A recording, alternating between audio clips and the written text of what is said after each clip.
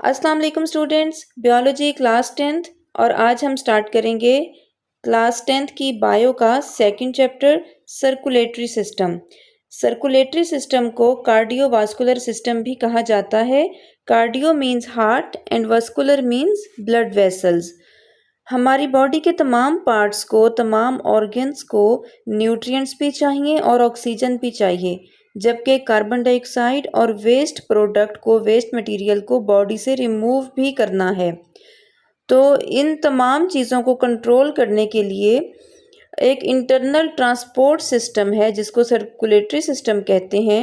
Circulatory system gases और nutrients और waste product को ट्रांसपोर्ट करता है in and outside of the body.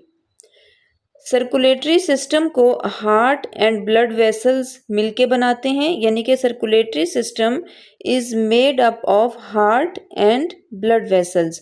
Students, यहाँ एक बात मेंशन कर दूँ, इसको हार्ट बोलते हैं, हर्ट नहीं बोलते। मैंने अपनी लाइफ में देखा है बहुत सारे लोग इसको हर्ट बोलते हैं।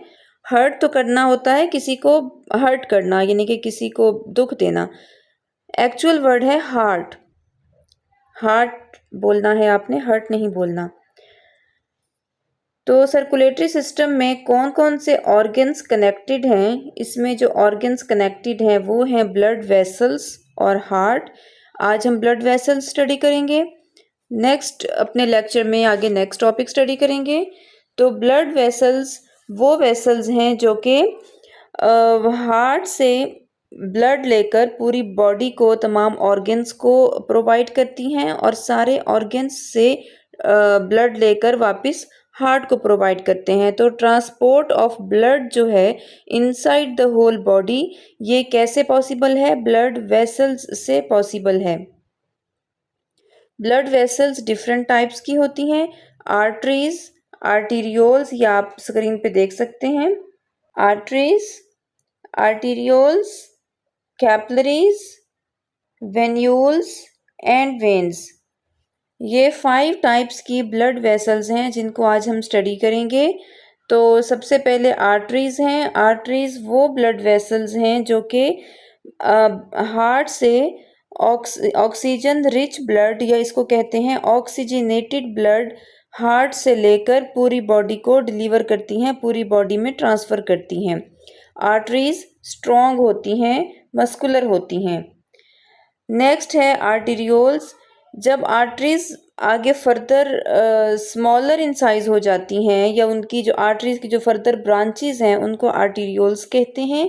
ये फ्लेक्सिबल होती हैं और according to the blood pressure ये इनका साइज बिगर एंड स्मॉलर होता रहता है। नेक्स्ट है capillaries. Capillaries thin blood vessels हैं और स्टूडेंट्स ये बात आपने याद रखनी है कि कैपिलरीज वो जगह है जहाँ पर ऑक्सीजन और न्यूट्रिएंट्स एक्सचेंज होते हैं वेस्ट प्रोडक्ट और कार्बन डाइऑक्साइड के साथ। कैपिलरीज में मौजूद ऑक्सीजन और कैपिलरीज की वॉल्स इतनी थिन होती हैं कि इसमें मौजूद ऑक्सीजन, ब्लड में मौजूद ऑक्सीजन और न्यूट्रिएंट्स कैपिलरीज की वॉल से डिफ्यूज होकर ऑर्गन्स में जाता है और ऑर्गन से वेस्ट प्रोडक्ट और कार्बन डाइऑक्साइड कैपिलरीज में डिफ्यूज हो जाते हैं उसकी थिन वॉल्स की वजह से। तो कैपिलरीज वो जगह है, वो प्लेस है जहाँ पर ऑक्सीजन और न्यूट्रिएंट्स एक्सचेंज होते हैं कार्बन डाइऑक्साइड और वेस्ट प्रोडक्ट के साथ। नेक्स्ट है वेन्यूल्स। वेन्यूल्स स्मॉल वेन्स को कहते हैं और वेन्यूल्स की खास बात यह है कि ये जितना हार्ट के करीब होती हैं उतना साइज में बड़ी होती हैं, लेकिन जितना ये हार्ट से दूर होती जाती हैं उतना ही ये साइज में स्मॉल होती जाती हैं। वेन्यूल्स कैपिलरीज से ब्लड रिसीव करती हैं और एंड पे है वेन्स।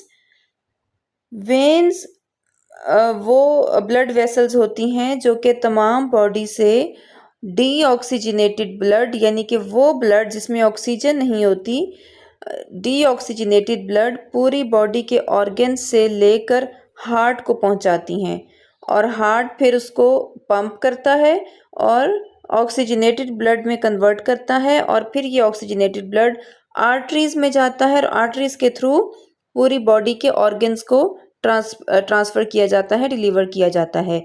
तो आर्टरीज़ और वेन्स में मेन फंक्शन क्या है कि आर्टरीज़ हार्ट से ऑक्सीजनेटेड ब्लड लेकर पूरी बॉडी को ट्रांसफ़र करती हैं, जबकि वेन्स पूरी बॉडी से डीऑक्सीजनेटेड ब्लड लेकर हार्ट को ट्रांसफ़र करती हैं, हार्ट को डिलीवर करती हैं, जहाँ पे हार्ट में डीऑक्सीजनेटेड ब्लड ऑक्सीजनेटेड ब्लड में कन्वर्ट होके आर्टरीज़ में ट्रांसफ़र होता है और फिर वो पूरी बॉडी के ऑर्गन्स को डिलीवर किया जाता है and the process goes on.